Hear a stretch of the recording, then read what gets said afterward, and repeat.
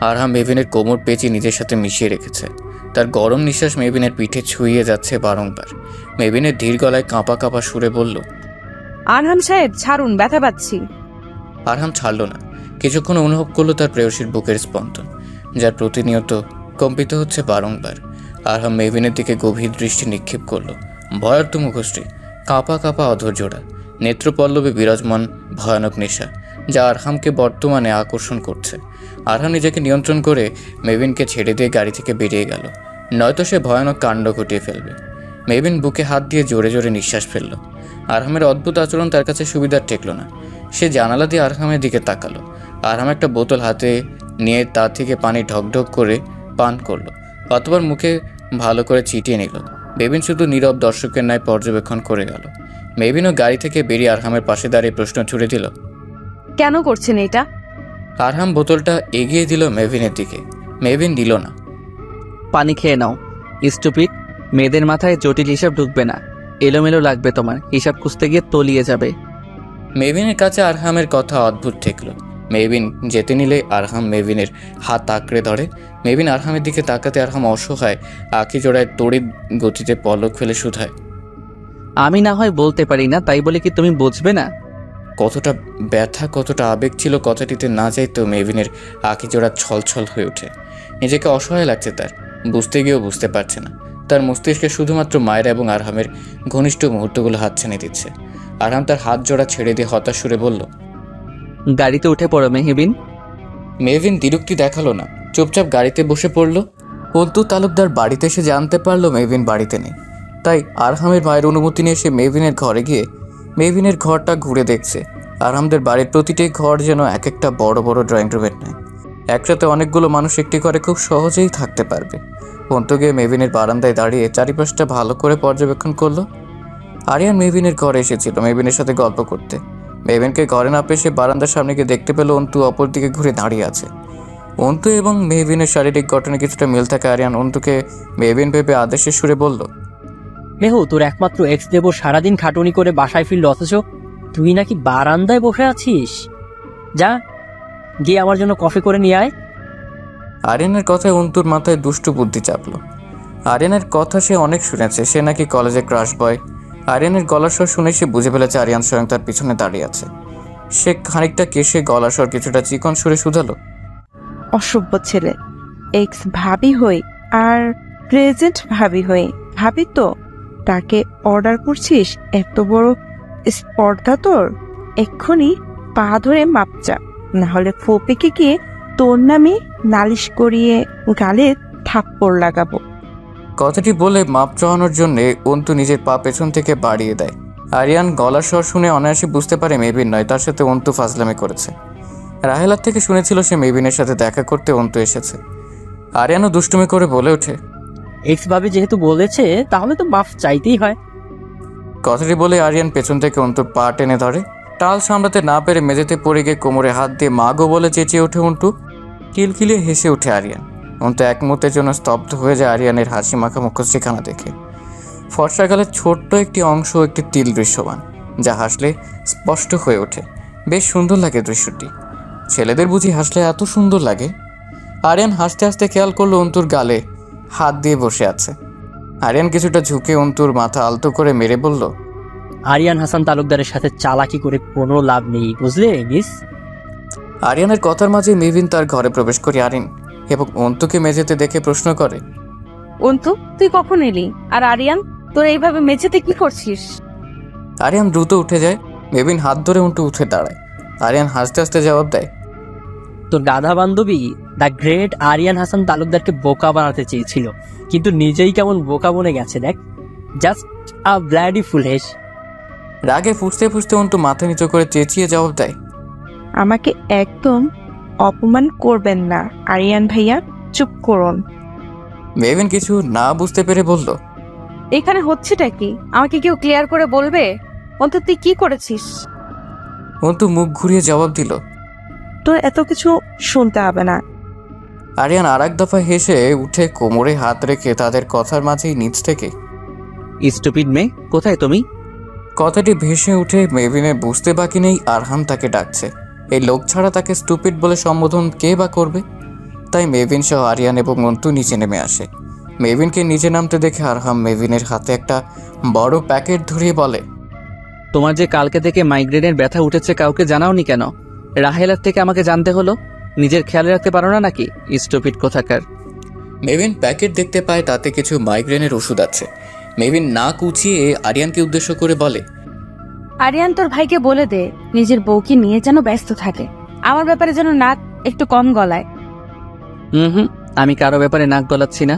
তুমি যেহেতু আমার বাড়িতে আছো, সুতরাং এটা আমার একটা কর্তব্যের মধ্যে পড়ে। মামার আমানত হিসেবে তুমি আছো আমার কাছে। আমানতের খেয়ানত কি করে করি? আর যাই হোক, আরহাম হোসেন তালুকদার নিজের ডিউটি খুব ভালোভাবে ফুলফিল করতে পারে। ইউ নাও। আরহামের কথা শুনে মনটা বেজায় খারাপ হয়ে যায় মেভিনের। আরহামের কাছে সে শুধুই দায়িত্ব, কিন্তু কেনই দায়িত্ব বয়ে বেড়াচ্ছে আরহাম? কেনই বা অব্রের কাছ থেকে তাকে ফিরিয়ে যেতে দিল না সে? আরহাম সুখে থাকুক তার স্ত্রীকে নিয়ে। মেভিন তো চায় আরহাম ভালো থাকুক, তবে আরহাম তার ভালো থাকার মাঝখানে কেন মেভিনকে দেয়াল হিসেবে তৈরি করছে? মেভিন তো চায়নি আরহাম ভাবুক। মেভিনের দিকে তাকিয়ে আনমনে বলে ওঠে, অ্যাটলিস্ট আরহাম তার নিজের মানুষদের খুব যত্ন করে আগলে রাখতে জানে। তুমি কি তা বোঝো, স্টুপিড মেয়ে? মেভিন হয়তো শুনেছে কথাটি, কিন্তু কোনো প্রতিক্রিয়া দেখালো না। ফ্যালফেলা দৃষ্টিতে তাকিয়ে রইল। আরিয়ান মুচকি আসলো, অন্তেও কিছু বুঝতে পারল না। আরহাম সিঁড়ি বেয়ে উপরে চলে গেল। সকালে নাস্তা করার সময় আরহামকে নাস্তা পরিবেশন করে মায়েরা আরহামের পাশে বসে পড়ে। রাহেলা এসে আরিয়ান এবং মেভিনের নাস্তা দিয়ে যায়। শিরিন বেগম অসুস্থ থাকায় তার ঘরে নাস্তা পাঠানো হয়েছে। নাস্তা খেতে খেতেই মায়েরা আবদার জুড়ে বসে আরহামের কাছে। আরহাম ডার্লিং, আমার কিছু শপিং করার দরকার, তাই আমি ঠিক করেছি আজকে সারাদিন তুমি এবং আমি শপিং করব। আরহাম মায়েরার চুলগুলো কানে গুঁজে দিয়ে বলে, ওকে, তারপর শপিং শেষে একটা ক্যান্ডেল নাইট ডিনার হয়ে যাক, কি বলো? মারিয়া ইয়াহু বলে চেঁচিয়ে ওঠে। আরিয়ান তাচ্ছিল্য হাসি দিয়ে নাস্তা করতে থাকে। আরহাম তাকায় মেভিনের দিকে। সে এক দৃষ্টিতে নাস্তার প্লেটের দিকে তাকিয়ে নাস্তা করে যাচ্ছে, যেন তার সামনে কেউই নেই, প্রতিক্রিয়াহীন একজন রমণী। তখনই সেখানে উপস্থিত হয় অব্র। বর্তমান স্বামীর সামনে ভালোবাসার মানুষ এসে হুট করে হাত দোলে সেই পরিস্থিতি কেমন বিচ্ছিরি হতে পারে তা আরহামের মুখশ্রী দেখলেই স্পষ্ট ধারণা করা যায়। অব্র হুট করে এসে মেহবিনের হাত ধরে বলে ওঠে, মেহবিন চলো, বেশি দেরি করা যাবে না। অব্রকে হুট করে আসতে দেখে মেহবিনও কিছুটা ভেবাচাকা খেয়ে যায়। আরহাম হাত শক্ত করে দাঁড়িয়ে অব্রের শার্ট এক প্রকার টেনে মেহবিনের থেকে সরিয়ে নিজের সামনাসামনি দাঁড় করিয়ে অধরের অন্তঃস্থলে জোরপূর্বক হাসি রেখা ফুটিয়ে বলে, দেশে ফিরে প্রথমবার আমাদের বাড়িতে এলি তুই, এসেই ভাইদের রেখে ভাবির কাছে চলে এসেছিস। এইটা কেমন কথা? ভাবি এতই আপন হয়ে গেল? আরহামের সাথে আরিয়ানও তাল মিলিয়ে বলে, জাস্ট আ ব্ল্যাডি ফুল। এখন তো মেহবিন ভাবি তোর সব হয়ে গেল, কিন্তু আমরা যে তোর দুইটা ভাইও আছি সেদিকে একটু খেয়াল আছে তোর? মেহবিনকে ভাবি সম্বোধন করায় কিছুটা আকাশ থেকে যেন পড়ল অব্র। অবাক হয়ে প্রশ্ন করে, ভাবি? কে ভাবি? আরিয়ান খাবার খেতে খেতে বলে, কেন তুই জানিস না? ভাইয়া এবং মেহু ভাবি জাস্ট ডিভোর্সের প্রসেসিং চলছে, এখনো কিন্তু পুরোপুরিভাবে ডিভোর্সটা হয়নি। হ্যাঁ, সো সেই হিসেবে মেহু হলো তোর ভাবি আর তুই হলি তার আদরের দেবরজি। অব্র আরিয়ানের কথা শুনে অব্র আরহামের দিকে রাগান্বিতভাবে তাকাতেই আরহাম বাঁকা হাসি দিয়ে বলল, তা মেহুর আদরের দেবরজি, ভাবিকে নিয়ে কোথায় যেতে যাচ্ছিলে তুমি এত সকাল সকাল? আমাকে এখন তোকে কৈফিয়ত দিতে হবে? আঙ্গুল উঁচিয়ে আরহামকে প্রশ্ন করে অব্র। সে আঙ্গুল হাত দিয়ে নামিয়ে ধীর গলায় আরহাম বলে, তোর বড্ড সাহস হয়ে গেছে অব্র। আরহাম হাসান তালুকদারকে আঙুল উঁচিয়ে প্রশ্ন করছিস? বেশি স্পর্ধা কিন্তু ভালো না। আর হ্যাঁ, দিতে হবে, মেহবিন এখনো আইনত আমার স্ত্রী। মেহবিন বুঝতে পারলো সে এখন কিছু না বললে দুই ভাইয়ের মাঝে বেশ বড় সড়ো ঝগড়া লেগে যাবে। মায়েরা শুধুমাত্র ঠায় বসে নীরব দর্শকের মতো দেখে যাচ্ছে সবকিছু। মেহবিন উঠে আরহাম এবং অব্রের মাঝখানে দাঁড়িয়ে বলে, হ্যাঁ, আইনত হয়তো আমি এখনো স্ত্রী, কিন্তু 3 মাস পরে এই কাগজ কলমের সম্পর্ক থেকে আমি মুক্ত হব। শর্ত মতে আমি ফিরে যাব অভ্র ভাইয়ের কাছে। কথাটি শুনে আরহাম হাত মুঠো শক্ত করে ফেলে। অব্র তৃপ্তির হাসি হাসে। মেহবিন নিজেকে শক্ত করে অব্রকে উদ্দেশ্য করে বলে, অভ্র ভাইয়া আপনি বসুন, আমি রেডি হয়ে আসছি। মেহবিন উপরে চলে যেতে নিলেই আরিয়ান মেহবিনের সামনে এসে শুধায়, কিন্তু এত সকালে অভ্র ভাইয়ের সাথে কোথায় যাচ্ছিস? আমার কিছু বই কিনতে পুরান ঢাকায় দিকে যেতে হবে, এত দূরে একা যাব না, তাই অভ্র ভাইকে বললাম। তাছাড়া আমাদের তো কিছুটা সময় কাটানোর প্রয়োজন বিয়ের আগে, তাই না? কথাটি বলে সোজা উপরে চলে গেল মেহবিন। একটিবার আরহামের দিকে ফিরেও তাকালো না। আরহামের দৃষ্টি মেভিনের দিকেই, কিন্তু মেভিন সোজা উপরে চলে গেল। মেভিন কাল রাতে কঠোর সিদ্ধান্ত নিয়ে ফেলেছে, এইভাবে যন্ত্রণা নিয়ে কতদিন থাকবে সে। আরহাম তো তাকে ডিভোর্স দিয়ে তারই সামনে স্ত্রীকে নিয়ে সুখে সংসার করছে, তাহলে সে কেন পারবে না? অবশ্যই পারবে। তাছাড়া অব্রের সাথে তো শুরু থেকেই তার বিয়ে ঠিক হয়েছিল। সে রেডি হয়ে নিচে গিয়ে অব্রের সামনে গিয়ে বলে, চলুন, আমি রেডি। অব্র হাসি মুখে মেভিনকে নিয়ে বেরিয়ে যায়। আরিয়ানও নাস্তা করে নিজের ঘরের দিকে চলে যায়। সে বুঝতে পারছে তার ভাইয়ের মনে কতটা ভয়ঙ্কর দুর্যোগ চলছে। না পারছে রইতে, না পারছে সইতে। আরহাম তার হাতে থাকা গ্লাসটা ফেলে দিয়ে উপরে চলে যায়। সে চাইলে এখন মেভিনকে আটকাতে পারত, কিন্তু সে পারবে না। এতেই মেভিনেরই ক্ষতি হতে পারে। চারদিকে শত্রুপক্ষ নজরে রেখেছে সব কিছু। আরহাম জানালা দিয়ে দেখতে পেল মেভিন এবং অব্র এক প্রকার হাসতে হাসতে বেরিয়ে যাচ্ছে। অব্রের গাড়িতে উঠে যায় মেভিন। অব্র গাড়িতে উঠে গাড়ি নিয়ে বেরিয়ে যায়। মেভিনও বুঝতে পেরেছে আরহাম তাদের দিকেই তাকিয়ে আছে। মেভিন খুব ভালো করে জানে আরহাম তাকে একা ছাড়বে না। সে ঠিকই তার দেহরক্ষীকে গোপনে অব্র এবং তার পেছনে পাঠিয়ে দিবে। তবে কি আরহামের মনেও তার বসবাস রয়েছে? তাহলে আরহাম কেন তার সাথে এমন করছে? কেন করলো মায়রাকে বিয়ে? যতবারই প্রশ্নগুলো হাতছানি দিচ্ছে তার মস্তিষ্কে, সে ততবারই নিরন্তর হয়ে যাচ্ছে। অপরদিকে মায়রা আরহামের পাশে দাঁড়িয়ে অবাক হয়ে প্রশ্ন করে, তাকে আটকাবে না? তাকে আটকানোর সাধ্য দিয়ে আমার নেই। আরহামের গম্ভীর উত্তর। এত ভালোবাসো কেন তাকে? আরহাম স্মিত হেসে বলে, কারণ আমার মনের গহীনে সে, আমার মনের গহীনে শুধু তারই বসবাস। কথাটি বলেই আরহাম বেরিয়ে যায়। আরহাম তার স্টাডি রুমে গিয়ে তার বক্স থেকে একটা চিঠি বের করে, চিঠি বললে ভুল হবে, এক প্রকার হুমকির চিঠি পায় সে। মেভিন এবং তার বিয়ের দিনই তাতে লেখা ছিল, আরহাম হাসান তালুকদার, নিজের ধ্বংসের জন্য প্রস্তুত হও। তোমার সব থেকে প্রিয় জিনিসকে তোমার থেকে কেড়ে নিব। তার মৃত্যু নিজ চোখে দেখবে তুমি। তুমিও বুঝবে নিজের সব থেকে প্রিয়জনকে হারানোর বেদনা কতটা কষ্টের। ধীরে ধীরে মরবে তুমি। অফিসার আরহাম হাসান তালুকদার, প্রস্তুত হও। 3 মাস সময় আছে তোমার হাতে। আরহাম চিঠিটা পড়ে বুঝতে পেরেছিল তার খুব কাছের কাউকে তার কোনো শত্রু কেড়ে নিতে চাইছে। মায়ের পরে আরহামের কাছে সবথেকে কাছের তার প্রেয়সী মেহভিন, সেই ছোটবেলা থেকে। স্বাভাবিকভাবে আরহামের মায়ের আয়ু সাময়িক, তিনি ক্যান্সারে এমনিতেই মারা যাবে। স্বাভাবিকভাবে মেহভিনকেই তার শত্রু টার্গেটে রেখেছে। কিন্তু কে সেই শত্রু? তার কোনো আপনজনকে কেড়ে নিয়েছিল আরহাম। আরহামের কাছে কোনো উত্তর নেই। সেই শত্রুকে যথাসম্ভব ধরতে হবে। তাকে কিছুতেই বুঝতে দেওয়া যাবে না মেহভিন আরহামের সব থেকে বড় দুর্বলতা। আরহাম বিড়বিড়িয়ে বলে ওঠে, আমার হাতে 3 মাস সময় আছে, তার মধ্যে ওই কালপ্রিটটাকে ধরতে হবে। But how? কোনো ক্লু খুঁজে পাচ্ছি না। আরহাম ভাবতে পারল না। উঠে দাঁড়িয়ে শার্ট গায়ে জড়িয়ে বেরিয়ে গেল। বইয়ের স্টোরে এসে একের পর এক বই তুলে নিয়ে তা খুঁটিয়ে খুঁটিয়ে দেখছে মেহভিন। অব্র অস্থির হয়ে মেহভিনের আশেপাশে ঘুরছে। মেহভিন এমনভাবে বই পড়ছে যেন অব্র তার পাশে দাঁড়িয়ে আছে, সেদিকে তার খেয়ালই নেই। অথচ মেহভিন এমন ছিল না, সে সর্বদা অব্রের মনোযোগ আকর্ষণ করতে চাইত। অব্রটা কিছুটা ধীর গলায় মেহভিনকে শুধালো, কয়েকদিন পর তো আমাদের বিয়ে। তুমি কি এখনো আমার থেকে দূরে থাকবে মেহভিন? চলো কিছুটা সময় আমরা নিজের মতো করে কাটিয়ে নেই। আজকে ক্যান্ডেল নাইট ডিনার হলে কেমন হয়? কথাটি বলে অব্র মেহভিনের হাত ধরতে চাইলে মেহভিন চট করে তা সরিয়ে ফেলে বিরক্তির সহিত বলে, বিয়ে এখনো অনেক দূর। এখন কি এতটা ক্লোজ হওয়াটা ঠিক হবে অগ্র ভাইয়া? অব্র মুখ ঘুরিয়ে ফেলল। মেহভিন অব্রকে গুরুত্ব দিল না। সে চট করে বলল, অব্র ভাইয়া, আপনার মনে হুট করে আমার জন্য ভালোবাসার উৎপত্তি কি করে হলো, তাও আমার বিয়ের পরে? মেহভিনের সন্দেহহীন প্রশ্নের জবাবে অব্র অবাক হয়ে উত্তর হয়ে বলল, তোমাকে তো বলেছিলাম মেহভিন, তোমার থেকে দূরে যাওয়ার পরে আমি বুঝতে পেরেছি আমি কতটা ভালোবাসি। তাছাড়া আমাদের বিয়ে তো অনেক আগে থেকেই ঠিক হয়েছিল। মাঝখান থেকে আরহাম এসে। অব্রের কথার মাঝেই মেহভিন হাত দিয়ে তাকে থামিয়ে কিছুটা তাচ্ছিলের হাসি দিয়ে শুধায়, বুঝলাম অগ্র ভাই, আমার প্রচন্ড পানি পান করতে ইচ্ছে করছে। চট করে একটা পানির বোতল কিনে নিয়ে আসুন। আমি এখনই নিয়ে আসছি। কথাটি বলে অব্র স্টোর থেকে বেরিয়ে যায়।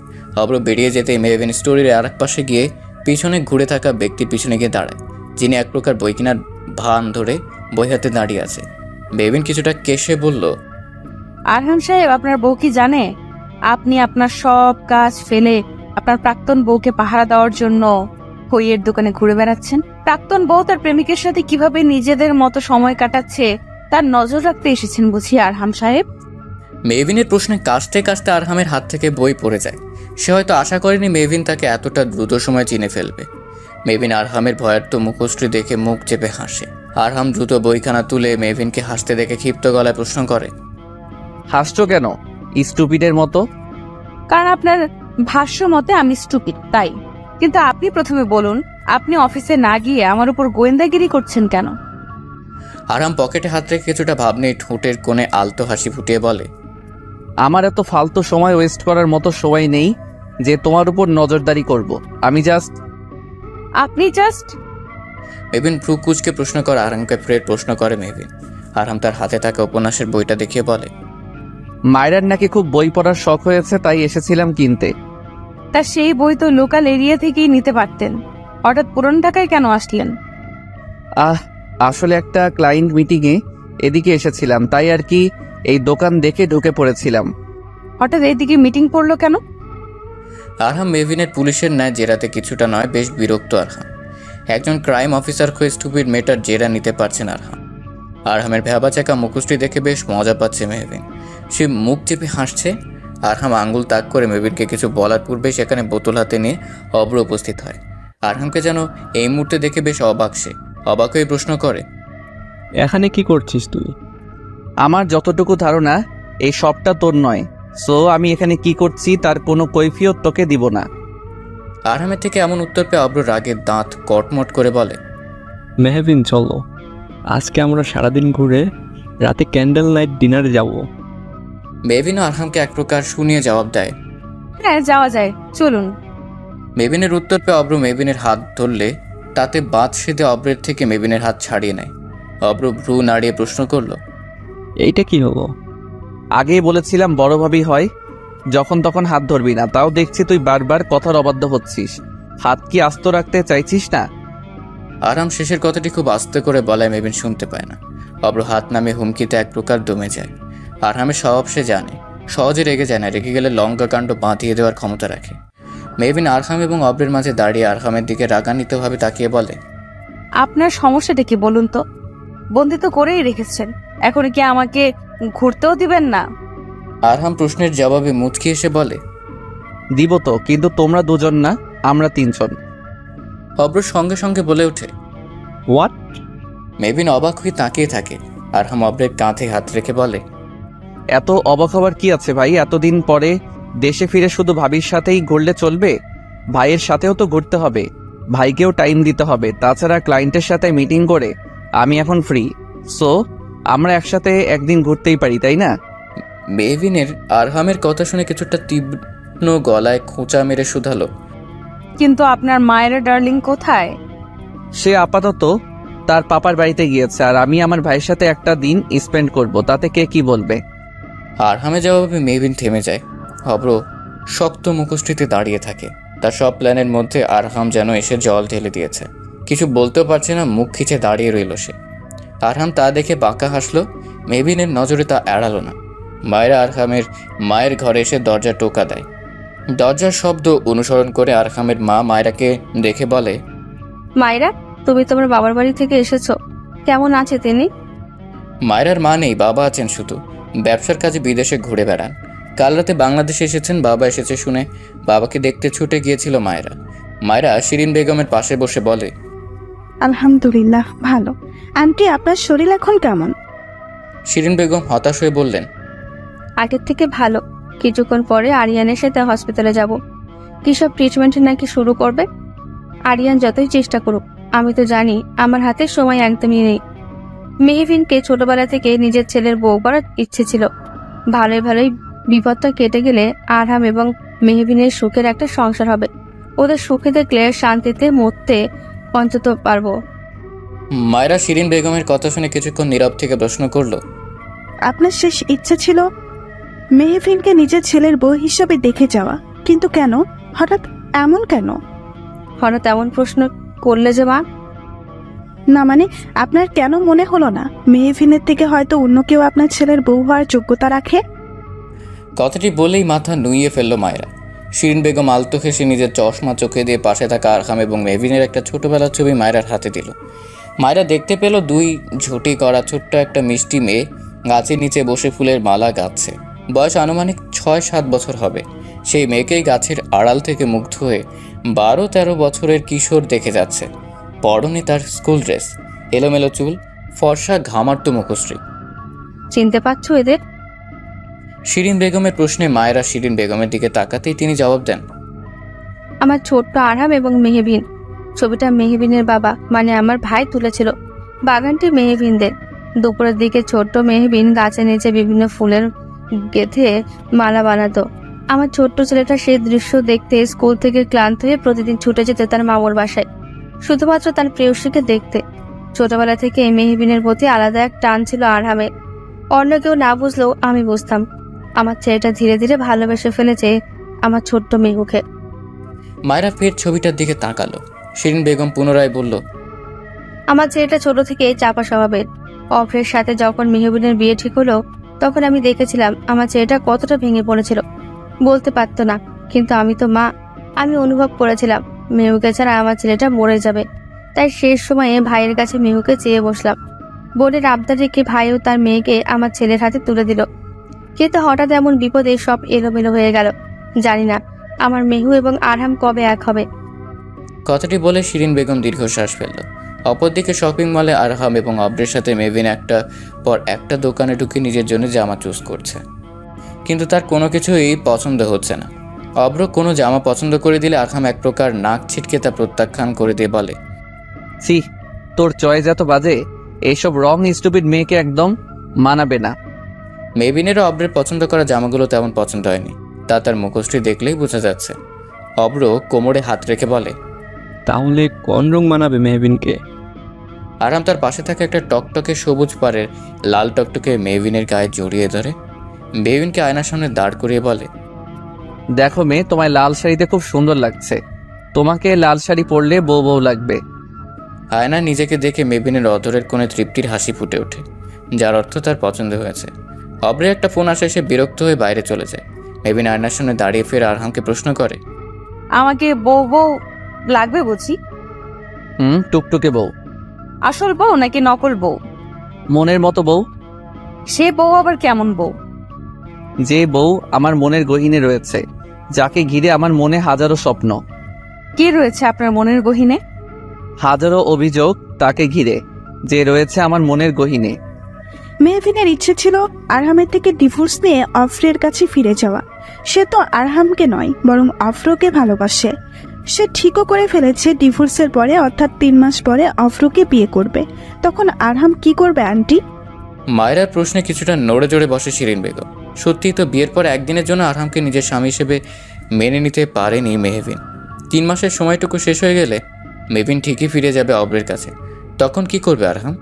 আরহামের মা চিন্তিত হয়ে প্রশ্ন করলেন মায়েরাকে, কিন্তু মা, ডিভোর্স পেপারটাও তো নকল বানিয়েছে আরহাম। তবে মেহবিন কি করে যাবে? ওদের তো আসলে ডিভোর্সটা হয়নি। মায়েরা আরহামের মায়ের পাশে বসে আরহামের মায়ের হাত ধরে গম্ভীর সুরে জবাব দেয়, ডিভোর্সটা হয়নি, কিন্তু হতে কতক্ষণ? মেহবিন কখনো আরহামকে ভালোবাসেনি। মেহবিনের মন প্রাণ জুড়ে শুধু অফরোজ ছিল। যখন বিপদটা কেটে যাবে তখন সব সত্যি জানার পরেও অফরের কাছে ফিরে যেতে মেহবিনের আরহামের কাছে জোর করে ডিভোর্স চাইবে। হয়তো মেহবিনকে আরহাম জোর করে আটকাতে পারবে, কিন্তু ভালোবাসা সেটা কি পাবে কখনো? আরহামের কি ভালোবাসা পাওয়ার অধিকার নেই আন্টি? ছেলের ভবিষ্যতের তিক্ত বেদনার কথা চিন্তা করে শিরিন বেগমের মায়ের মন অদ্ভুত এক ভয় প্রবেশ করলো। আরহামের জন্যই তিনি মেভিনকে বউ করে নিয়ে এসেছিলেন, কিন্তু মেভিন তো অব্রের জন্য তাকে ছেড়ে দিতে পারে। তখন কি করবে শিরিন বেগম? কি করে সামলাবেন ছেলেকে? নিজের মনকে সামলে নিম্ন সুরে শিরিন বেগম শুধায়, মেহবিন নিশ্চিত আমার ছেলেকে ভালোবেসে ফেলবে। দেখো, ভালোবাসার হলে আগেই বাসতো, তা যখন হয়নি এখন তা হবে, তা কি করে আশা করেন? তাছাড়া এখন তো অফরো দেশে ফিরে এসেছে। আশা করি আমার কথাগুলো ভেবে দেখবেন আন্টি। উঠছি এখন, কিছু লাগলে জানাবেন। কথাটি বলে আরহাম এবং মেহবিনের ছোটবেলার ছবিটা খাটের কোনায় সযত্নে রেখে শিরিন বেগমের ঘর থেকে বেরিয়ে গেল মায়েরা। শিরিন বেগম পড়ে গেলেন বেশ দোটানায়। কি করবে ভেবে পাচ্ছেন না। আরহামের কথা শুনে আরহামের দিকে অদ্ভুতভাবে তাকিয়ে রইল মেহবিন। কে রয়েছে আরহামের মনের গহীনে? মায়েরা? মায়েরাই হবে হয়তো। মায়েরা আরহামের স্ত্রী, কিন্তু তবুও মেহবিনের আরহামের মুখ থেকে শুনতে ইচ্ছে হলো, কে সে যে রয়েছে আরহামের মনের গহীনে? মেহবিন হুট করে প্রশ্ন করে বসল, কে রয়েছে আপনার মনের গহীনে? আরহাম স্মিত হেসে জবাব দিল, আমার প্রেয়সী। কে আপনার প্রেয়সী? যাকে আমি ভালোবাসি। ভালোবাসি শব্দটি শুনে বুক ছেদ করে উঠল মেহবিনের। লোকটার মুখে ভালোবাসি শব্দটি কতটা শ্রুতিমতো শোনাচ্ছে। লোকটা মায়েরাকে ভালোবাসে, তাই তো মায়েরাকে বিয়ে করেছে। লোকটা কি প্রতিদিন মায়েরাকে বলে মায়েরা আমি তোমাকে ভালোবাসি কথাটি বুঝি খুব ভালো লাগে মায়েরার তখন বুঝি নিজেকে ভাগ্যবতী লাগে। হয়তো তখন মেহবিনকে কয়েকশো ধন্যবাদও জানিয়ে দেয়। তাদের জীবন থেকে সরে যাওয়ার জন্য মেহবিনের নেত্রপল্লব ছলছল হয়ে উঠল, বুক হয়ে উঠল ভারী। আরহাম আয়নার দিকে দেখতে পেল তার প্রেয়সীর নেত্রপল্লবে জমা থাকা বেদনাদায়ক অশ্রু। আরহামের ইচ্ছে হলো সে অশ্রুটুকু সযত্নে মুছিয়ে দিতে, কিন্তু সে নিজেকে দমিয়ে রাখল। মেহবিনের সামনে দাঁড়িয়ে মেহবিনের মাথায় আলতো টুকা মেরে বলল, স্টুপিড মেয়ের মতো কাঁদছো কেন? মেহবিন সঙ্গে সঙ্গে নিজের আঁখি জোড়ার অশ্রু মুছে দ্রুততার সঙ্গে আরহামের কথার বিরোধিতা দেখিয়ে বলল, খই কাচ্ছি, বোধহয় ময়লা ঢুকে গেছে। মেহবিনের মিথ্যে কথা ধরতে পেরে আলতো হাসল আরহাম। স্মিত হেসে জবাব দিল, এত ভাবতে যেও না মেয়ে, তুমি তো স্টুপিড। এত জটিল হিসাব মাথায় ঢুকবে না, উল্টা হিসাব গরমিল করে ভ্যাবে করে কেঁদে ফেলবে, যেমন এখন কাঁদছো। ছিচকাদনি মেয়ে একটা।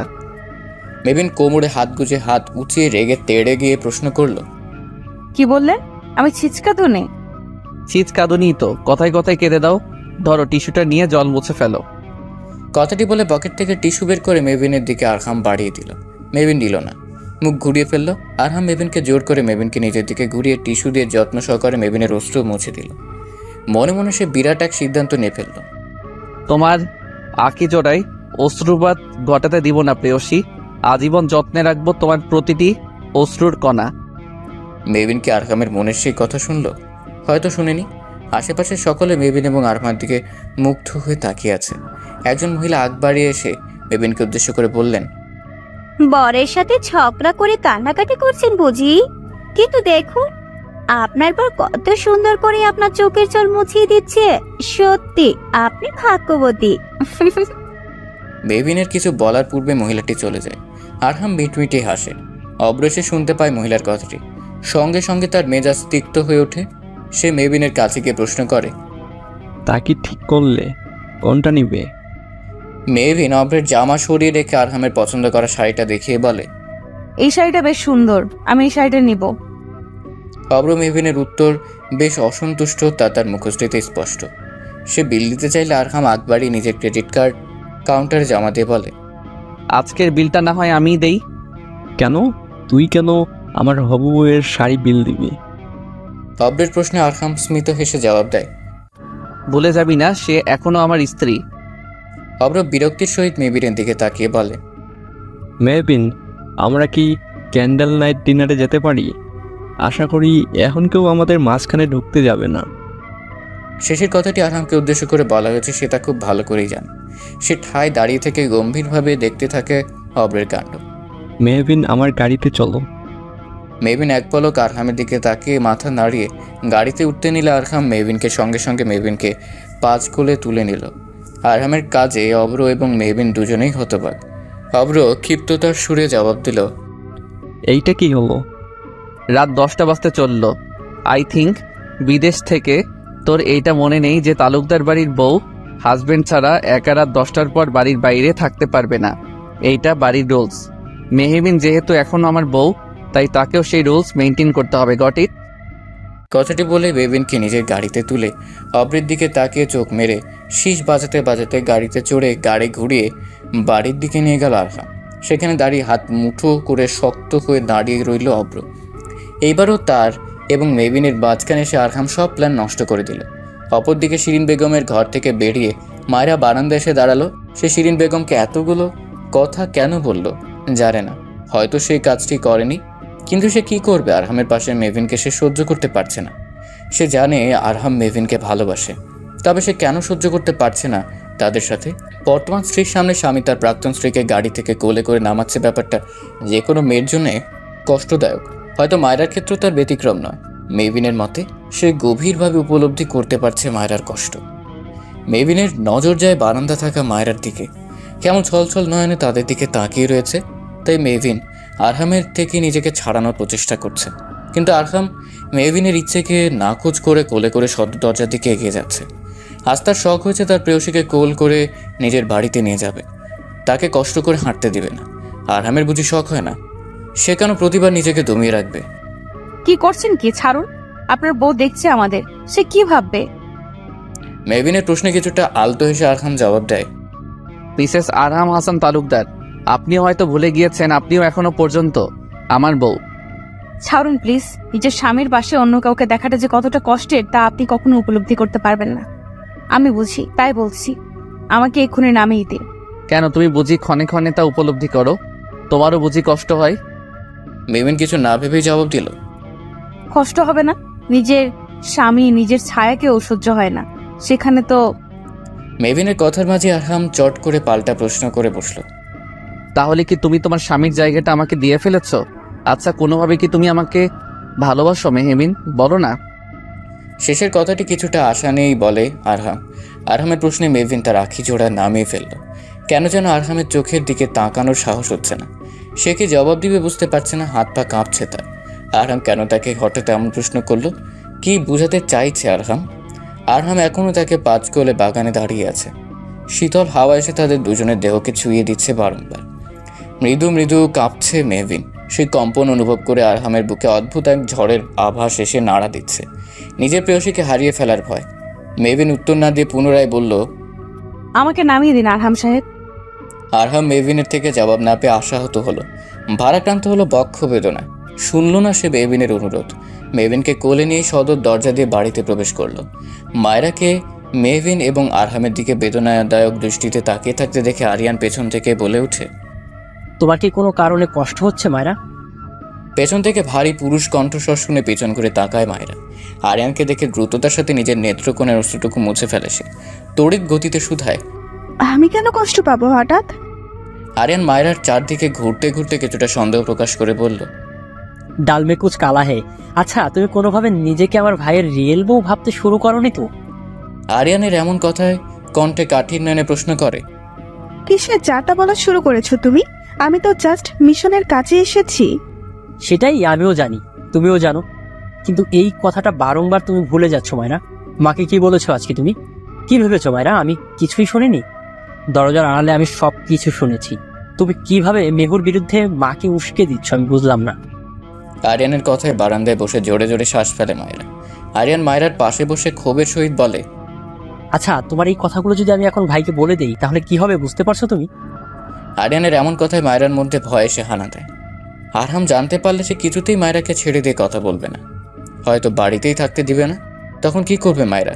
মায়রার মনের অবস্থা বুঝতে পেরে আরিয়ান কিছুটা শান্ত হয়ে মায়রাকে সাবধান করে বলে, দেখো মায়রা, তুমি একজন ক্রাইম অফিসার, নিজের দায়িত্ব সম্বন্ধে যথেষ্ট ভালো বোঝো। তুমি এসব করে নিজের এবং ভাইয়ের সম্পর্কটা নষ্ট করো না, নিজের ডিউটিটা মন দিয়ে করো। নেক্সট টাইম তুমি যদি পুনরায় এসব করতে যাও তখন কিন্তু আমি চুপ থাকবো না। I will not spare you. আমি কিন্তু হুমকি দিচ্ছি না, মনে রাখো ব্যাপারটা। আরিয়ান কথাটি বলে উঠে চলে গেল। মায়রা দেয়াল পিঠ থেকে মাথা নিচু করে বসলো। সে কি করবে? সে তো সহ্য করতে পারছে না আরহাম এবং মেহবিনকে। আচ্ছা, কোনোভাবে কি সেই আরহামকে ভালোবেসে ফেলল? মেহবিন শিরিন বেগমের পছন্দের চা করে নিয়ে তার রুমের সামনে দাঁড়ালো। ভাবলো আজকে ফুফু এবং ভাগ্নি মিলে বেশ খানিকক্ষণ আড্ডা দিবে। সে দরজায় কড়া নাড়ল। অপর পাশ থেকে অনুমতি পেয়ে সে চটজলদি ঘরে প্রবেশ করে। হাস্যোজ্জ্বল মুখে শিরিন বেগমের সামনে দাঁড়িয়ে চায়ের ট্রেটা বিছানায় রেখে বলল, ফুপি, তোমার তো আমার হাতের দুধ চা অনেক ফেভারিট, তাই নিয়ে আসলাম। চুপি চুপি খাবে কিন্তু, আরিয়ান জানলে কিন্তু একটুও পারবে না, বলে দিলাম। আমি বরং দরজাটা ভিড়িয়ে দেই। মেহবিনকে দেখে শিরিন বেগমের মাথা হুট করে গরম হয়ে গেল। মায়রার কথাগুলো তার মনে পড়ে গেল। মেহবিন দরজার কাছে যেতে নিলে শিরিন বেগম তাকে থামিয়ে বললেন, তার দরকার হবে না। শুনেছি তুই নাকি সারাদিন অমরের সাথে ঘুরে বেরিয়েছিস। মেহবিন, তোর কি মাথায় নেই? তুই এখনো আমার বাড়ির বউ। এইসব বেপরোয়া কিন্তু আমি সহ্য করব না। ফুপি, আসলে আমি। মেহবিনকে কিছু বলার সুযোগ না দিয়ে শিরিন বেগম বললেন, ব্যাস, অনেক শুনেছি, আমি চা খাবো না। তুমি চা ফেরত নিয়ে যাও, বিরক্ত করবে না এখন, আমি একটু রেস্ট নিচ্ছি। শিরিন বেগমের কথা শুনে মেহবিনের মনটা খারাপ হয়ে গেল। তার ফুপি কখনো তার সাথে এমন গম্ভীর হয়ে কথা বলেনি। আচ্ছা, তার ফুপিকে তাকে ভুল বুঝছে কোনোভাবে? মেহবিন চায়ের কাপ নিয়ে বেরিয়ে গেল। শিরিন বেগম মুখ ঘুরিয়ে শুয়ে পড়লেন নদী স্রোতের ন্যায়। সময় তার গতির সাথে সমানভাবে তাল মিলিয়ে বয়ে চলল। 3 মাস পেরোতে হাতে কেবল 15 দিন বাকি। সবকিছু আগের মতোই স্বাভাবিক রয়েছে। মায়ের এবং আরহাম টেবিলে বসে ব্রেকফাস্ট করছে। আরিয়ান ব্রেকফাস্ট না করে জরুরি অপারেশনের জন্য বেরিয়ে পড়েছে। মেহবিন এক পলক আরহাম এবং মেহবিনকে দেখে ভার্সিটির উদ্দেশ্যে বেরিয়ে যাচ্ছিল, তখনই সেখানে অব্রের মা এসে উপস্থিত। অব্রের মাকে দেখে আরহাম প্রশ্ন করে, কাকি, তুমি এখানে এতদিন পরে? অব্রের মা মেহবিনের কাছে এসে মেহবিনের মাথায় হাত বুলিয়ে হাসি মুখে বললেন, 3 মাস পেরিতে তো দেরি নেই, তোদের ডিভোর্সটাও তো হয়ে যাবে। তারপর তো অব্র এবং মেহবিনের 4 হাত এক করতে হবে, তাই না? তাই ভাবলাম মেহবিনকে নিয়ে বিয়ের কেনাকাটা শুরু করে দেই। মেহু, চলো মা, অব্র আমাদের জন্য শপিং মলে অপেক্ষা করবে। মেহবিনের বিয়ের কথা শুনে হাতের মুঠো শক্ত করে ফেলে ক্রোধে। তার সামনে তার স্ত্রীর বিয়ের কথা চলছে, অথচ সে কিছু করতে পারছে না। আরহাম অদ্ভুত এক কাণ্ড করে ফেলে। মেহবিনের হবু শাশুড়ির সামনে এসে তার বর্তমান স্বামী আরহাম তাকে এক প্রকার সকলের সামনে টানতে টানতে কক্ষের ডেকে নিয়ে যেতে লাগলো। মেহবিন সহ মায়েরা এবং অপরের মা এক প্রকার থ হয়ে দাঁড়িয়ে আছে। মেহবিনকে তার ঘরে এনে দরজা কিছুটা ভিড়িয়ে দিয়ে মেহবিনের সামনে রক্তচক্ষু দাঁড়ায় আরহাম। আরহাম যেন চোখ দিয়ে আজ ভৎস করে ফেলবে মেহবিনকে। মেহবিনের কিছুটা অস্বস্তি নিয়েই বলল, এসব কি করছেন আরহাম সাহেব? এইভাবে সকলের সামনে আমাকে ঘরে টেনে নিয়ে এলেন, সবাই কি ভাববে? মেহবিনকে থামিয়ে আরহাম হুট করে মেহবিনের বাহু শক্ত করে চেপে ধরে বলে, জাস্ট স্টপিড মেয়ে। কে কি ভাবলো, কে কি করবে, এসব ভাবতে ভাবতে আমি জাস্ট পাগল হয়ে যাচ্ছি। কি সব শুরু করেছো তোমরা? আর নিচে কি সব হচ্ছে এগুলো? মেহবিন শক্ত হয়ে দাঁড়িয়ে গম্ভীর সুরে জবাব দেয়, আমার এবং অব্র ভাইয়ের বিয়ের কেনাকাটার জন্য আন্টি এসেছেন, আমাকে যেতে হবে। কিসের বিয়ের কেনাকাটা? তুমি এখনো আমার স্ত্রী। আরহামের কথার মাঝে মেহবিন ভ্রু কুচকে জবাব দেয়, স্ত্রী? কিসের স্ত্রী? 3 মাসের সময় শেষ হতে বেশি দিন দেরি নেই, তারপরেই আমাদের এই সম্পর্কের রীতি। আপনি আপনার বউকে নিয়ে সুখে থাকবেন আর আমি আমার ভালোবাসার মানুষের কাছে ফিরে যাব, এইটাই তো আমাদের মাঝে কথা হয়েছিল, রাইট? কিন্তু তখন কিন্তু আপনি আপত্তি করেননি। মেহবিনের কথা শুনে দমে যায় আরহাম। আরহাম কিছুক্ষণ চুপ থেকে মেহবিনের বাহু আঁকড়ে ধরে মেহবিনকে কিছুটা নিজের দিকে টেনে নেয়। অশ্রুসিক্ত নয়নে অসহায় কণ্ঠে প্রশ্ন করে, তুমি কি অব্রকে ভালোবাসো? সত্যি করে বলো না। মেহবিন আরহামের সেই অশ্রুসিক্ত আঁখিজোড়ার দিকে তাকিয়ে নিজের আঁখিজোড়া বন্ধ করে ফেলল। সে আঁখিজোড়ার দিকে তাকানোর সাহস হলো না তার। আরহাম ফ্রেশ প্রশ্ন করল, আমার চোখের দিকে তাকিয়ে উত্তর দাও মেহবিন। তুমি তো অব্রকে ভালোবাসো, তাহলে সেইটা আমার চোখের দিকে তাকিয়ে বলছো না কেন? মেহবিন জবাব দেয় না, নেত্রপল্লব আবেশে বন্ধ করে রাখে। আরহাম তা দেখে ফের মুগ্ধ গলায় শুধায়, মানুষের সব থেকে সুন্দর হচ্ছে তার আঁখিজোড়া। সে আঁখিজোড়া নিবদ্ধ থাকলেও বুঝি কাউকে এতটা স্নিগ্ধ লাগে। তোমাকে না দেখলে বুঝতাম না মেয়ে। মেহবিন চট করে আঁখিজোড়া খুলে ফেলে, কিন্তু আরহামের দিকে তাকানোর সাহস হলো না তার। দৃষ্টি তার মেঝেতে আবদ্ধ। আরাম, আসবো? বাইরে থেকে মায়েরার আওয়াজ শুনে মেহবিন হাত উঁচিয়ে নিজের বাহু থেকে আরহামের হাত সরিয়ে ফেলল। আরহাম হাঁক ছেড়ে বলল, কামিন। আরহামের অনুমতি পেয়ে মায়েরা প্রবেশ করলো। মায়েরার পিছনে পিছনে আরিয়ানও প্রবেশ করলো। মায়েরা আরহামের দিকে তাকিয়ে বলল, অফরের মা মানে আন্টি অনেকক্ষণ যাবৎ নিচে অপেক্ষা করছেন। আমার হুট করে এইভাবে মেহবিনকে নিয়ে আসায় বোধহয় তিনি অসন্তুষ্ট হয়েছেন। তো আমি কি করব তাতে? মেহবিন আমার স্ত্রী। আমার এখন কাকির পারমিশনে নিজের স্ত্রীকে ডাকতে হবে। কিছুটা উত্তেজিত হয়ে আরহাম জবাব দেয়, বর্তমান স্ত্রীর সামনে নিজের পূর্বের স্ত্রীকে স্ত্রী সম্বোধন করলে যে কোনো স্ত্রীর খারাপ লাগবে। হয়তো মায়েরাও খারাপ লাগছে, সেই ভেবে মেহবিন আরহামের থেকে দূরত্ব অতিক্রম করে গম্ভীর গলা শুধায়, আমি যাচ্ছি, যতই হোক তিনি আমার হবু শাশুড়ি, তার অবজ্ঞা আমি কিছুতেই করব না। কথাটাই বলে মেহবিন বেরোতে নিয়ে আরহামের কানে ফিসফিসিয়ে বলল, খেলাটা যখন আপনি শুরু করেছেন, সেই খেলা যত্ন সহকারে শেষ করাটা আমার দায়িত্ব। কথাটি বলে মেহবিন তৎক্ষণাৎ বেরিয়ে যায়। আরহাম অবাক হয়ে যায় মেহবিনের কথা শুনে। মেহবিন কি বুঝাতে চাইল? মায়েরা আরহামকে উদ্দেশ্য করে বলে, আরহাম, তোমার কি মনে হচ্ছে না তুমি বেশি বাড়াবাড়ি করে ফেলছো? এইভাবে তো আমাদের প্ল্যানটা ফ্লপ হয়ে যাবে। ক্রিমিনালটা মেহবিনের ক্ষতি করে ফেলবে। হাতে কিন্তু সময় নেই, 3 মাসের সময়টা শেষ হয়ে যাচ্ছে। তো ভাইয়া এখন কি করবে? ক্রিমিনালটার ভয়ে নিজের বউয়ের বিয়ে হয়ে যেতে দেখবে? আরিয়ান ভ্রু কুচকে মায়েরাকে প্রশ্ন করে। আরিয়ানের প্রশ্ন মায়েরা বিরক্ত হয়ে যায়। তার সব কিছুতে বাধা দেওয়াটা যেন ছেলেটার অভ্যেসে দাঁড়িয়েছে। আমি সেই কথা একবারও বলিনি আরিয়ান। আরিয়ান হাত ভাঁজ করে ক্ষিপ্ত গলাতে বলে, হ্যাঁ, তুমি তো সেটাই মিন করছো মায়েরা। আর থার্ড পার্সনের মতো বারবার মেহু আর ভাইয়ের সম্পর্কের মাঝে জড়াচ্ছ কেন এইভাবে? আমি বুঝলাম না। মায়েরা আরহামের পাশে দাঁড়িয়ে পাল্টা জবাব দিয়ে বলে, হোয়াট? আমি থার্ড পার্সন হয়ে জড়াচ্ছি? আরহাম, তোমার ভাইকে এবার চুপ করতে বলো। মাত্রাধিক কথা বলছে সে এখন। আমি যে ভুল বলছি না তা তুমি খুব ভালো করেই জানো মায়েরা। আরিয়ান এবং মায়েরার কথা কাটাকাটির মাঝে আরহাম বাদ সেধে বলে, উফ, তোমরা চুপ করবে? আপাতত প্লিজ আমাকে একা থাকতে দাও। আমাকে ভাবতে দাও একটু, সো প্লিজ লিভ। আরহামের কথা শুনে মায়েরা এবং আরিয়ান ঘর থেকে বেরিয়ে যায়। মেহবিন নিচে নামতেই অব্রের মা মেহবিনের হাত ধরে প্রশ্ন করে, আরহাম তোমাকে নিয়ে কোথায় গিয়েছিল, কি বলেছে? মেহবিন কিছু বলার পূর্বে শিরিন বেগম নিচে নামতে নামতে বললেন, ছোট তুই হঠাৎ এই বাড়িতে? আসলে ভাবি 3 মাসের সময় শেষ হতে দেরি নেই, তাই ভাবলাম ছেলে এবং ছেলের বউকে নিয়ে শপিং শুরু করে দেই। বিয়ের কি কম কেনাকাটা, আমার একটা মাত্র ছেলের বিয়ে বলে কথা। অব্রের মায়ের কথা শুনে শিরিন বেগমের মুখশ্রী গম্ভীর হয়ে যায়। তিনি মেহবিনের দিকে তাকিয়ে গম্ভীর গলায় বলেন, তা তুমি এখন তোমার বিয়ের কেনাকাটা করতে যাবে? মেহবিন মাথা নিচু করে ফেলে। শিরিন বেগম ফের বললেন, শাশুড়ির উপস্থিত থাকা সত্ত্বেও তার সামনে নিজের দ্বিতীয় বিয়ের কেনাকাটা করতে যাচ্ছ, তালুকদার বাড়িতে আর কত কিছু দেখতে হবে। মেহবিন আলতো হেসে জবাব দেয়, এ বাড়িতে তো কত কিছুই দেখতে হয়। নিজের প্রথম স্ত্রীকে এক প্রকার বন্দি রেখেই দিনের পর দিন নিজের দ্বিতীয় স্ত্রীর সাথে সংসার করছে আপনার ছেলে। তখন মনে হয়নি ফুপি আমার উপর দিয়ে কি যাচ্ছে? আমার মনের অবস্থা তখন তোমরা কেউ বোঝার চেষ্টা করেছো ফুপি? শেষের কথাটি বলতে গিয়ে এক ফোঁটা অশ্রু গড়িয়ে পড়ে মেহবিনের নেত্রপল্লব থেকে। মেহবিন তা দ্রুত মুছে ফের বলে, হ্যাঁ, আরহাম সাহেবকে আমি স্বামী হিসেবে মেনে নেইনি, তাই বলে এমন শাস্তি? যতই হোক সে আমার স্বামী, তার সাথে অন্য কেউ দিনের পর দিন সংসার করছে, তার স্ত্রী হয়ে সহ্য করাটা কতটা যন্ত্রণাদায়ক তা আমি উপলব্ধি করেছি ফুপি। অন্য কেউ আমার কষ্ট বুঝবে না। মেহবিনের কথা শুনে শিরিন বেগম চুপ হয়ে গেল। এখন আমি অব্র ভাইকে বিয়ে করতে চাইছি, সেটাই দোষ হয়ে গেল? আমার বুঝি সুখে থাকার অধিকার নেই? যাকগে, চলুন আন্টি, অব্র ভাইয়ের জন্য অপেক্ষা করছে।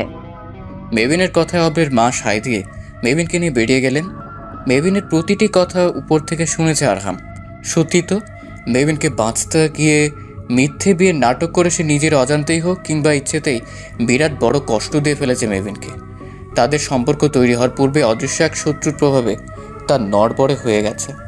আরহামের চিন্তা এক প্রকার নাজেহাল অবস্থা। সময় পেরিয়ে যাচ্ছে, সে যথেষ্ট চেষ্টা করছে মেহবিনকে নিরাপদ রাখার, কিন্তু সে অজানা শত্রু যদি মেহবিনকে টার্গেট করে ফেলে তখন কি করবে আরহাম? আরহামের ভাবনার মাঝে আরহামের অফিস থেকে কল আসে।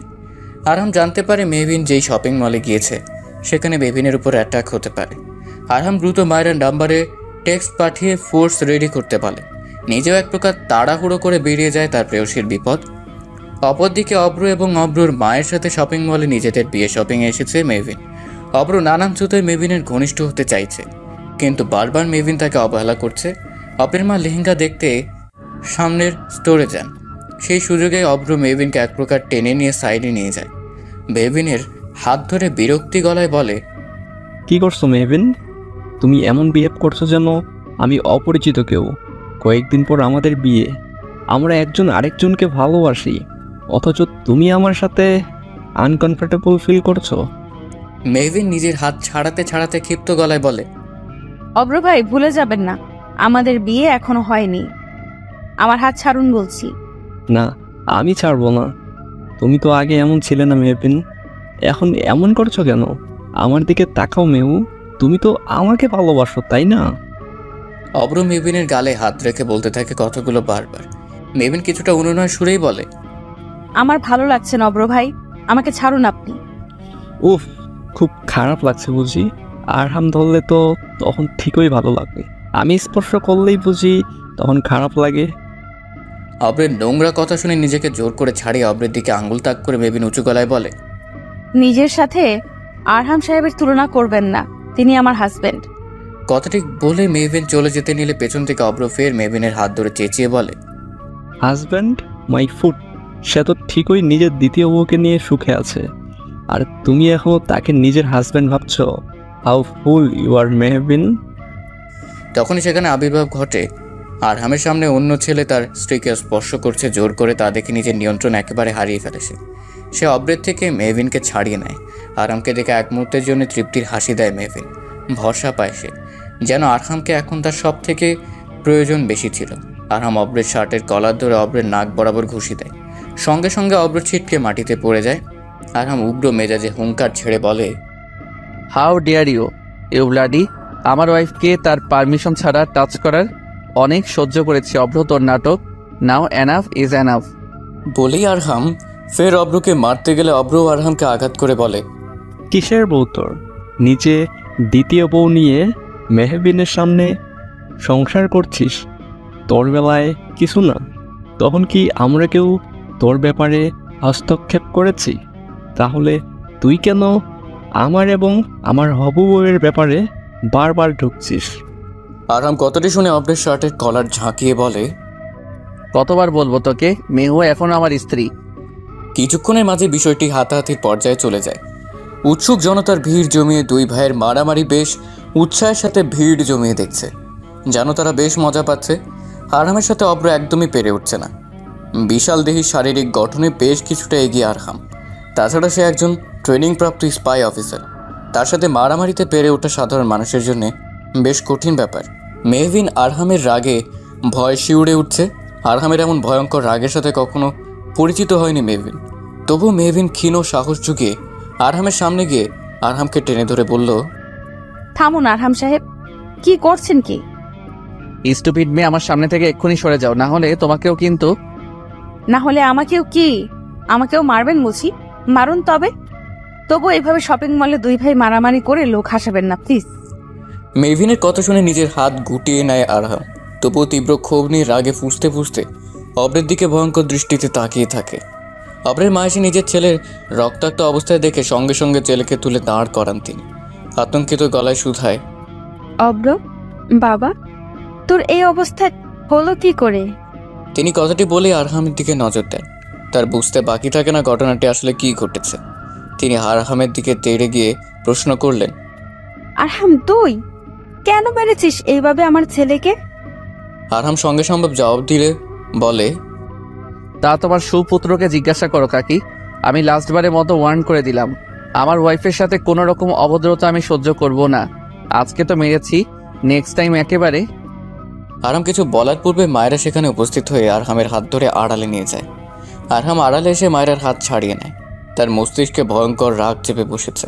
সে মেহবিনের বিপদের খবর শুনে শপিং মলে এসে যখন দেখতে পায় অব্র মেহবিনের ইচ্ছের বিরুদ্ধে মেহবিনকে বাজেভাবে স্পর্শ করার প্রচেষ্টা করছে, তখন সে তার নিয়ন্ত্রণ করে ফেলল। আরহাম, এসব কি শুরু করেছো তুমি? ভুলে গেলে শপিং মলের শত্রুগুলো রয়েছে? তো কি করতাম আমি? ওই রাস্কেলটা আমার প্রেয়সীর দিকে হাত বাড়িয়েছে, ভাবতে পারছো তুমি?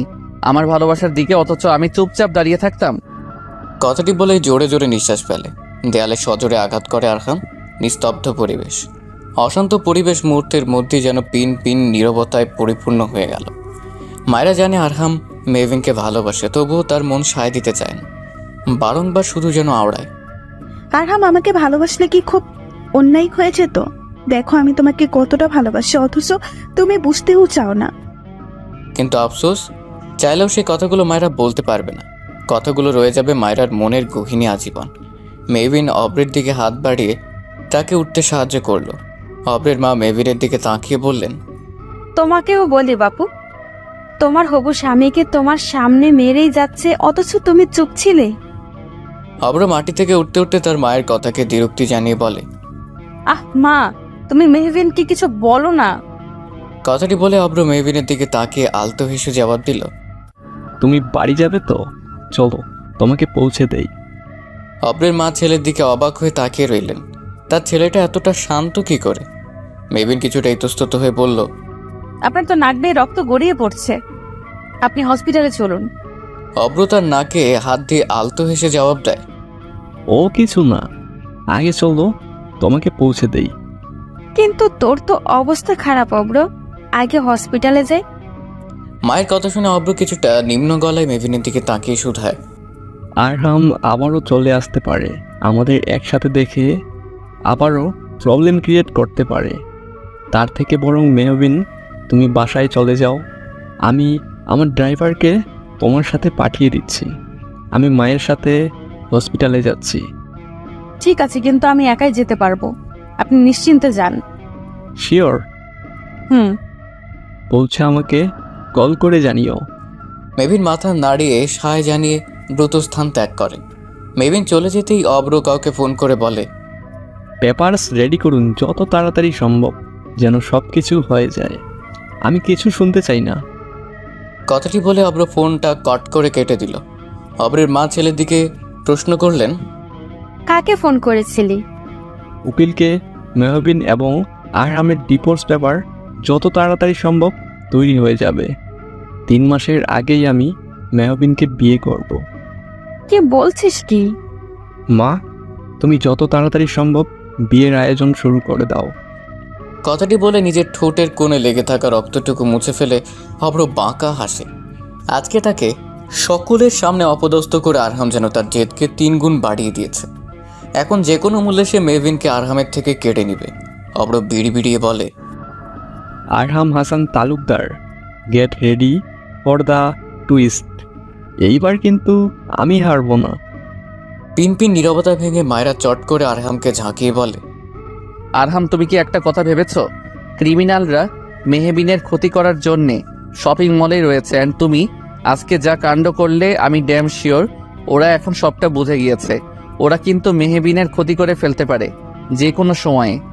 মায়েরার কথাগুলো গুরুত্ব সহকারে শুনে হাতের মুঠো করে তৎক্ষণাৎ বলে আরহাম, লেটস মুভ মায়েরা, আমার মেহবিনকে বাঁচাতে হবে। আরিয়ান গাড়ি নিয়ে বেরিয়েছিল হসপিটালের উদ্দেশ্যে। মাঝপথে মেহবিনের বেস্ট ফ্রেন্ড অন্তুকে দাঁড়িয়ে থাকতে দেখে ব্রেক কষে। গাড়ি থেকে বেরিয়ে অন্তুর সামনে দাঁড়িয়ে প্রশ্ন করে, এই কাঠফাটা রোদে দাঁড়িয়ে কি করছো তুমি? আরিয়ানের গলা স্বর শুনে তৎক্ষণাৎ মাথা নিচু করে কিছুটা ক্লান্ত সুরে উত্তর দেয়, ভার্সিটি শেষে বাসের জন্য অনেকক্ষণ যাবত অপেক্ষা করছিলাম, কিন্তু পাইনি, তাই হেঁটেই বাড়ি ফিরছিলাম। এসো, আমি তোমাকে পৌঁছে দিচ্ছি। অন্তু তাতে দ্বিরুক্তি জানিয়ে বলে, না, তার দরকার হবে না, আমি একাই চলে যেতে পারবো। কথাটি বলে হাঁটতে গিয়ে হুট করে মাথা ঘুরে হোঁচট খাওয়ার পূর্বেই আরিয়ান অন্তুকে ধরে ফেলে।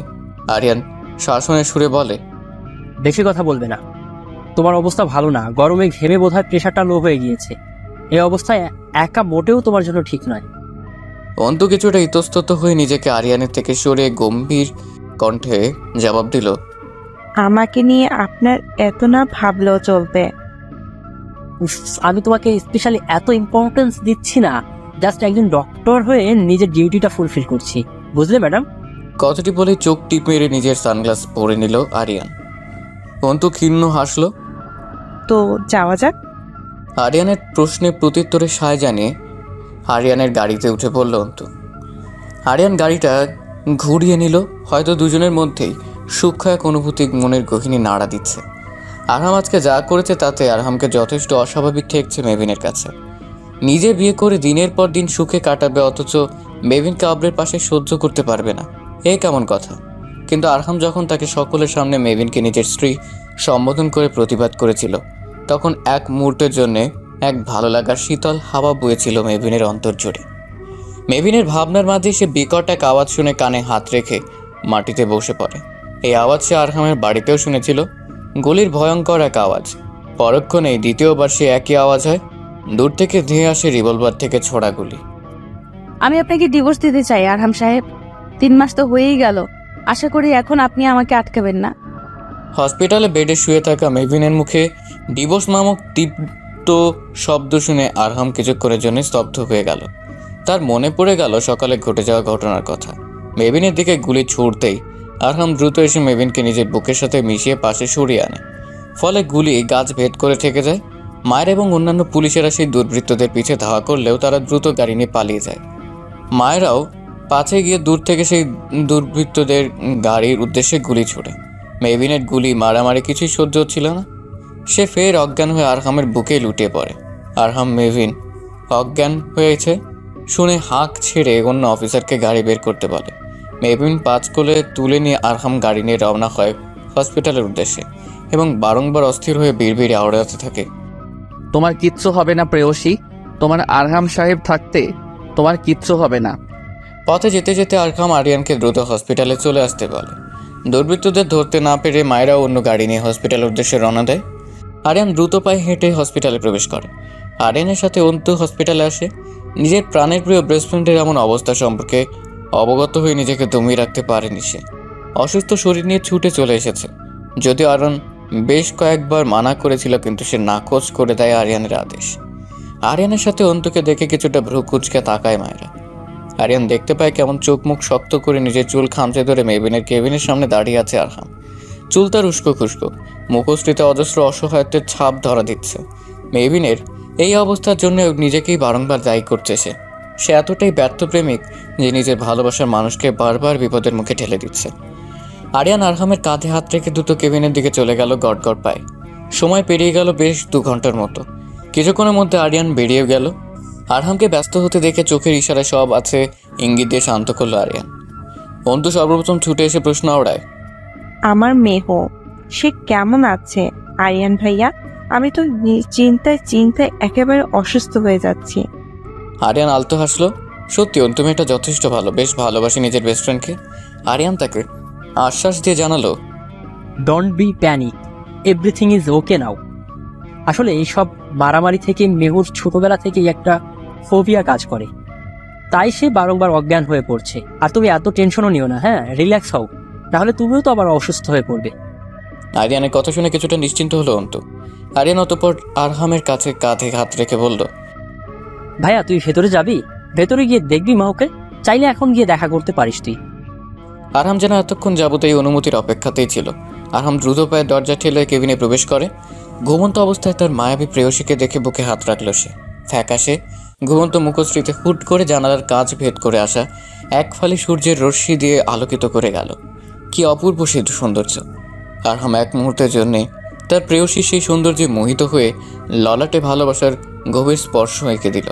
পরক্ষণেই মেহবিনের হাত আঁকড়ে ধরে ভেজা গলায় বলল, সব আমার দোষ, আমার জন্যই তোমার এই দশা।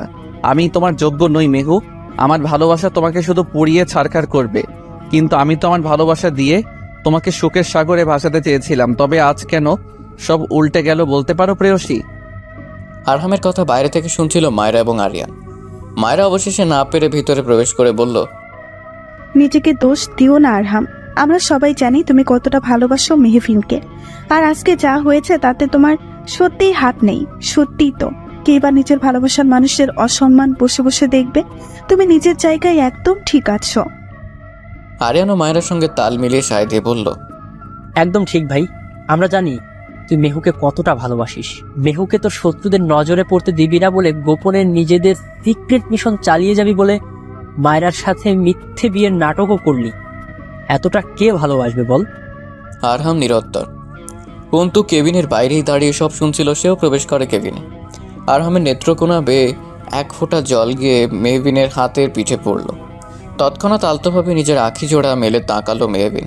মেহবিনকে চোখ খুলতে দেখে আরহাম মেহবিনের গালে হাত রেখে কিছুটা উচ্ছ্বাসিত হয়ে প্রশ্ন করে, তুমি ঠিক আছো মেহবিন? এখন কেমন লাগছে?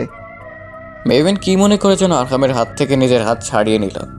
অতঃপর গম্ভীর স্বরে জবাব দিল, আমি ঠিক আছি, আমাকে নিয়ে না ভাবলেও চলবে আপনার। আরহাম কিছু বলতে নিলি তখন ডিভোর্স নামক ভয়ঙ্কর প্রস্তাব ছুড়ে দেয় মেহবিন। আরহাম তখন চেয়েও পক্ষান্তরে কোনোরূপ উত্তর দিতে পারেনি। মেহবিনের হুট করে ডিভোর্স নামক কঠিন তিক্ত প্রস্তাবের কোনো সঠিক কারণ খুঁজে পাচ্ছে না আরিয়ান কিংবা মায়রা। আরিয়ান এবং মায়রা কিছু বলতে নিলে হাত দিয়ে থামিয়ে দেয় আরহাম। কিছুটা শান্ত থেকে সে শুধায়, ঠিক আছে, তবে তুমি আপাতত রেস্ট নাও মেহবিন। আমি বাড়ি যেতে চাই আরহাম সাহেব। মেহবিনের কথায় আরিয়ান তাকে বাড়ি ফিরিয়ে নিয়ে যাওয়ার বাকি সব ফর্মালিটি পূরণ করে। অতঃপর অন্ধুকে বিদায় জানিয়ে মেহবিনকে নিয়ে বাড়ি ফিরে আসে সকলে। অপরদিকে অন্ধকার রুমে দাঁড়িয়ে আছে দামি কাতান শাড়ি পরিহিত একজন অর্ধবয়স্ক মহিলা। চোখে তার মোটা প্রেমের চশমা। সে অচেনা মহিলা। আরহাম এবং মেহবিনের বাবার ছবির মাঝখানে মেহবিনের ছবি রেখে দিয়ে কিছুক্ষণ যাবৎ পর্যবেক্ষণ করলো। কিছুক্ষণ পর একজন ছেলে এসে বলল, আপাতত আমরা শুধু সন্দেহ করছিলাম, কিন্তু আমাদের গোপনচরের থেকে সলিড খবর পেয়েছি। আরহাম এবং মায়রার বিয়ে সম্পূর্ণ বানানো। মহিলাটি ক্ষীণ হেসে জবাব দিলেন, আই নো ভেরি ওয়েল। এত কিছু করেও কি লাভ হলো আরহাম? তোমার দুর্বলতা আমরা জেনে গেছি। আকবর হোসেন অর্থাৎ মেহবিনের বাবা এবং আরহামের থেকে একসাথে প্রতিশোধ নেওয়ার সব থেকে বড় হাতিয়ার হচ্ছে মেহবিন। তাকে আমি যে কোনো মূল্যে নিঃশেষ করেই ছাড়বো। আপনজন দূরে গেলে কতটা যন্ত্রণা হয় সেই উপলব্ধি আমি তাদের প্রতিটা ক্ষণে ক্ষণে করাবো। Gate ready for that. বলেই মহিলাটি বাঁকা হাসল। মেহবিনকে নিয়ে সকলে তালুকদার বাড়িতে আসতেই সোফায় চিন্তিত অবস্থায় শিরিন বেগমকে দেখতে পাওয়া যায়। তার সাথে অব্রের মা এবং অব্র উপস্থিত ছিল। আরহামের সাথে মেহবিনকে দেখেই অব্র তেড়ে গিয়ে আরহামের দিকে প্রশ্ন নিক্ষেপ করলো, খুব তো সিক্রেট ক্রাইম অফিসার হয়েছিস, এখন মেহবিনকে সামান্য সিকিউরিটি দিতে পারছিস না? না না, আর একটা মুহূর্তও নয়। এইবার এই সম্পর্কে আমি আর আমার মেহুকে থাকতে দিতে পারিনি তোর কাছে। মেহু একদমই সেফ নয়। মেহু, আমি সব পেপারস রেডি করে ফেলেছি। বলেই অব্র ডিভোর্স পেপার বের করে মেহবিনের সামনে তুলে ধরে। শিন বেগম হঠাৎ উত্তেজিত হয়ে বললেন, হাই বন্ধুরা, পরবর্তী পার্ট আপলোড হবে রাত 8টায়।